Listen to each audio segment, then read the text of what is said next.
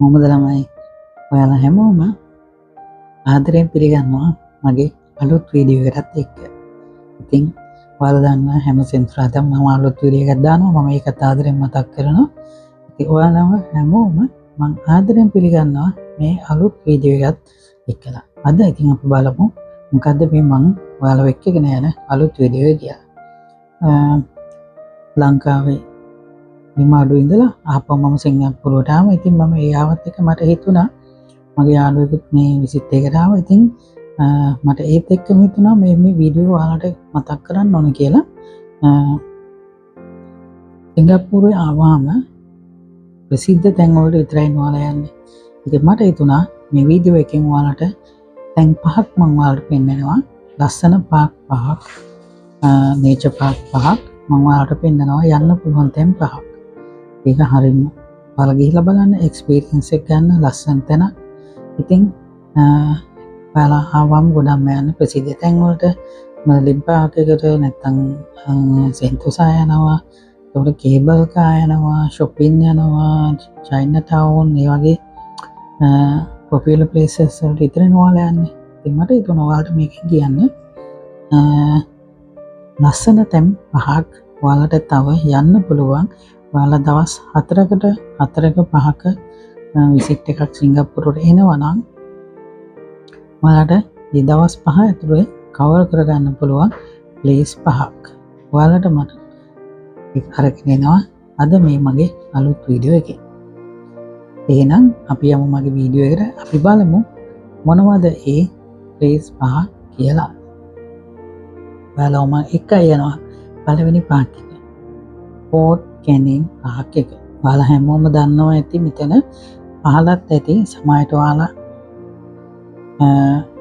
දැකලත් ඇති මේ තැන වීඩියෝස් වලින් TikTok එකේ ප්‍රසිද්ධ ඔයාලා දැන්නවත් දන්නේ දැකලා තියෙනවද මේ TikTok එකේ ප්‍රසිද්ධ වුණා එක වීඩියෝ එකක් ෆෝට් කැනින් පාක් එකේ අර ස්ටෑකේස් එකෙන් ගිහිල්ලා රවුම ඇතුලේ ඔයාලට මේ පේන තැන දැන් ඔයාලට ඒක වීඩියෝ එකෙන් පේනවා මේ අන්න ඒ එතන ෆොටෝස් ගන්න එක.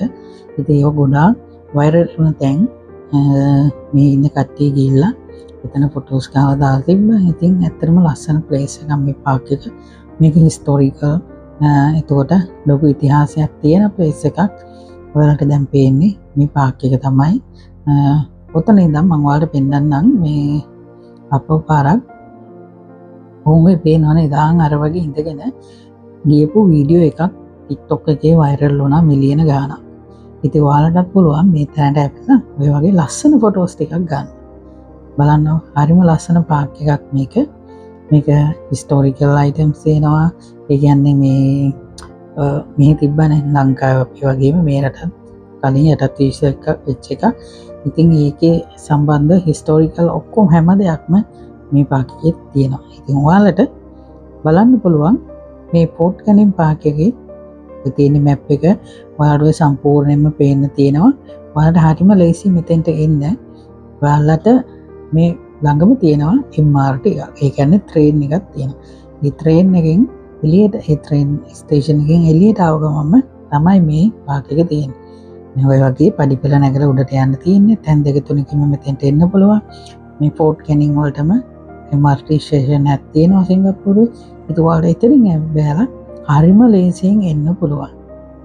ඒ වගේම මෙතන සම්පූර්ණයෙන්ම පාක් එකේ ඇවිදලා ඉවර කරන්න පුළුවන් ළමයි පැය 3ක් වගේ ඇතුළත. يعني පැය 3ක් වගේ ඇතුළත බලන්න තියෙන තැන් බැලලා ඔක්කොම ඉවර කරන්න පුළුවන්. ඉතින් ඔයාලට තව පැයක් දැම්මත් ෆොටෝස් ගහලා ඒව කරගන්න ඉතින් පුළුවන්. මම ඔයාලට ආදරෙන් ඉල්ලනවා මෙතෙන්ට එනවා නම් උදෙන්ම ඒ කියන්නේ උදේක සාමාන්‍යයෙන් 8:00ට 9ට වගේ එන්න පුළුවන් නම් හරිම ලස්සනයි. එහෙම නැත්නම් ආයෙ එන්න ඕනේ 4ට විතර. ඒත් හරිම ලස්සනයි. ෆොටෝස් ගන්න අර ස්ටෑකේස් එකේ ඉඳන් ෆොටෝස් ගන්න නම් චුට්ටක් ලයිට් එක තියෙන්න ඕන. ඒ වුණාට ඒක පොඩ්ඩක් වලකින් ටයිමින් ඇඩ්ජස්ට් කරගෙන આવුත් ලස්සන ෆොටෝස් ටිකක් මේ පාක් එකේ වලට ගන්න පුළුවන්. හොඳ මතක ටිකක්. සිංගප්පූරු ආව හොඳ මතක ටිකක් ඔයාලට ගන්න පුළුවන්. මේ ඔයාලට දැන් බලා ගන්න පුළුවන් මොකද්ද මේ නම්බර් 2 කියලා. මොකක්ද number 2 rail corridor. ඉතින් මේකත් බුකිත් තිමාවල තියෙන්නේ. හරිම ලස්සනයි මේක කෝච්චි පාර. අතීතයේ කියන්නේ පළවෙනි සිංගප්පූරුවේ මුලින්ම ලංකාවේ වගේ තමයි තිබිලා තියෙන්නේ රේල් පාර. ඔයාලට ඔය පේන්නේ මේ වීඩියෝ එක.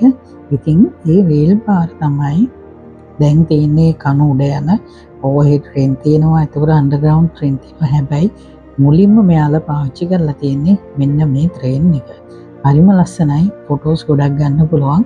ස්ටේෂන් එකකුත් තියෙනවා. පරණ රේල්වේ ස්ටේෂන් එකක් තියෙනවා. ඔය තියෙන්නේ බුකිත් තිමා. ඔය තියෙන්නේ සිංගප්පූරු වුඩ්ලන්ඩ්ස්. ඉස්සර මැලේසියාවටම මේක ට්‍රේන් සර්විස් එක තිබිලා තියෙනවා. දැන් අලුතින් එයාලා ආපහු කරගෙන යනවා මැලේසියාවත් සිංගප්පූරුවත් අතර. ඉතින් හරිම ලස්සන තැනක්. ඔයාලට මේක ඇවිදින්න පුළුවන් ලොකු ඒරියා එකක් තියෙනවා. හරිම ලස්සන ෆොටෝස් ටිකක් ගන්න පුළුවන්. ඔය තියෙන්නේ පරණ ස්ටේෂන් එක. ඔය තියෙන්නේ ඒ කෝච්චියක් ඉස්සර ගේප් එක. ඇවිල්ලා බලන්න. හරිම ලස්සනයි. ඔයාලට ගොඩක් ෆොටෝස් ටික ලස්සන ෆොටෝස් ටික මෙතනින් ගන්න පුළුවන් වෙයි. බලමු මොකද්ද මේ තුන්වෙනි එක කියලා. Lower Selitha park. හරිම ලස්සනයි. මේක තියෙන්නේ පොඩි ඔයාලට කියනවා නම් අපි ඔය ලංකාවේ කියන්නේ ඇලක් ඒ වගේ දීපාරක් වගේ මේක සම්පූර්ණ ගඟක් තියෙන්නේ. ඉතින් ගඟක් මුල් කරගෙන හැදුව ලස්සන පාක් එකක් මේක. ඔයාලට මෙතන ඉන්න තැන් තියෙනවා. ඒකවල මේකේ හට් ගහලා තියෙනවා. ඔයාලට කෑම අරන් ආවොත් එහෙම මෙතන කන්න මෙවා කරන්න ඔයාලා ඩ්‍රින්ක් එකක් ගන්න කෙනෙක් නම් කිසිම කරදරයක් කරන්නේ නැතුව කිසිම කෙනෙක්ට ඩ්‍රින්ක් එකක් වුණත් ගන්න පුළුවන් මෙතන. හැබැයි ඔයාලා දැනගන්න ඕන ඔයාලා ලිමිට් එක. ඉතින් මෙතෙන්ට මම ඔයාලට ඉල්ලනවා හවුස් එකේ එන්න කියලා. ආදරෙන් මතක් කරනවා හවුස් එකේ එන්න. හරිම ලස්සනයි. මොකද ඉර බැහැගෙන යන ෆොටෝස් ටිකක් ගන්නත් පුළුවන්. මම මේක මගේ Facebook එකේ මගේ කලින් මේ YouTube එකේ මේක ගැන සම්පූර්ණ වීඩියෝ එකක් කරලා තියෙනවා. ඔයාලට මගේ YouTube එකේ බැලුවොත් එහෙම ලෝවර් සෙලිත පාක් එක ගැන ලොකු වීඩියෝ එකක් පැය භාගයක විතර වීඩියෝ එකක් තියෙනවා. උදේ ගිහිල්ලා හවස් වෙනකන් ඉඳලා රෑත් වීඩියෝ එකක් අරන් ආව එකක්. ඉතින් මේ බලන්න ඔයාලට පේන්නේ මේ ලස්සන view එක. ඉතින් මම හිතනවා ඔයාලට මේක එක්ස්පීරියන්ස් එක ගන්න පුළුවන්. බලන්න ඔය හවුස් එක වීඩියෝ එක ඔයාලට මම කිව්වා නේද? බලන්න ස්කයි ලුක් එක. හරිම ලස්සන ෆොටෝස් ටිකක් ඔයාලට ගන්න පුළුවන් මෙතෙන්ට ආවොත්. පරණ පාක් එකක් මේක. දැන් ඒක ප්‍රතිසංස්කරණය කරලා තමයි තියෙන්නේ. ඔයාලට ඔය පේන්නේ ඒ පාක් එක. බලන්න හරිම ලස්සනයි. ඇවිදින්න බලන්න පුළුවන්. නිස්කලංකව ඉන්න පුළුවන්.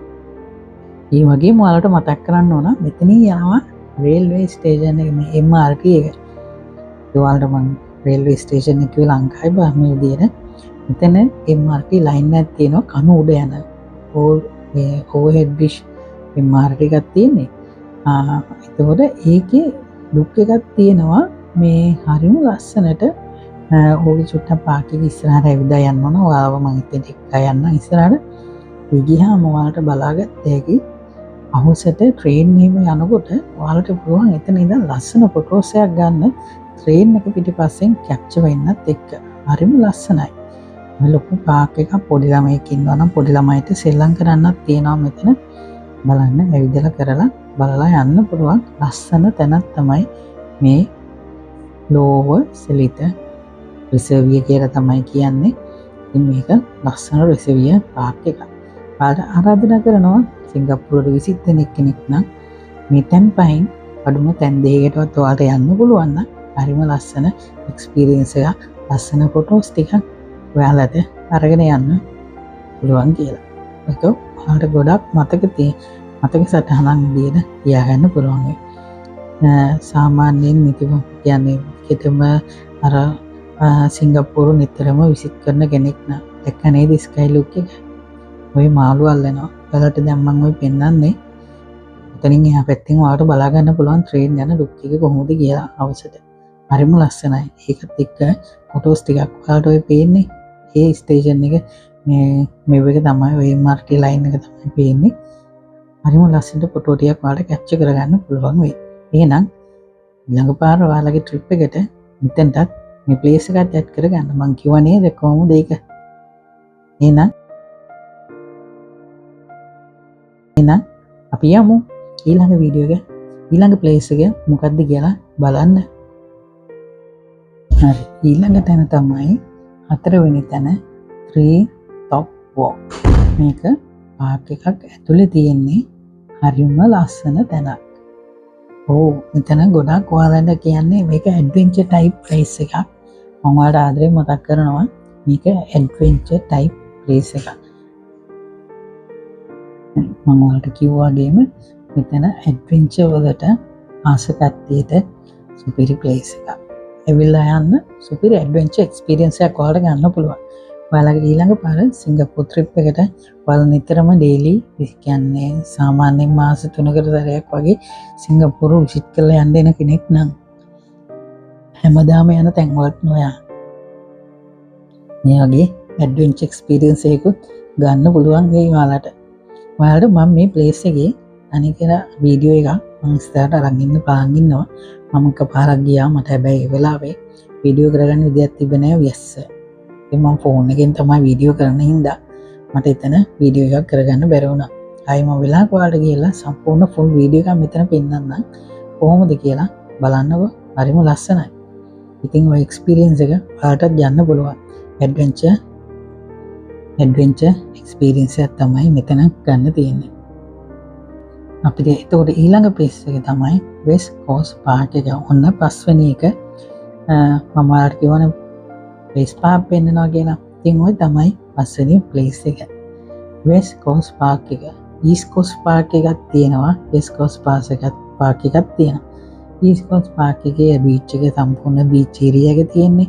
ඒ බීච් ඒරියා එකේ ඔයාලට නාන්න කරන්න පුළුවන්. ඔයාලා දන්න තැනක්. ඉතින් මම අද ඔයාලව ගෙන්නේ පෙන්නන්නේ මේ ඔයාලා නොදන්න වෙස්ට් කෝස්ට් පාර්ක් එක ගැන. මෙතන හරිම ලස්සන තැනක්.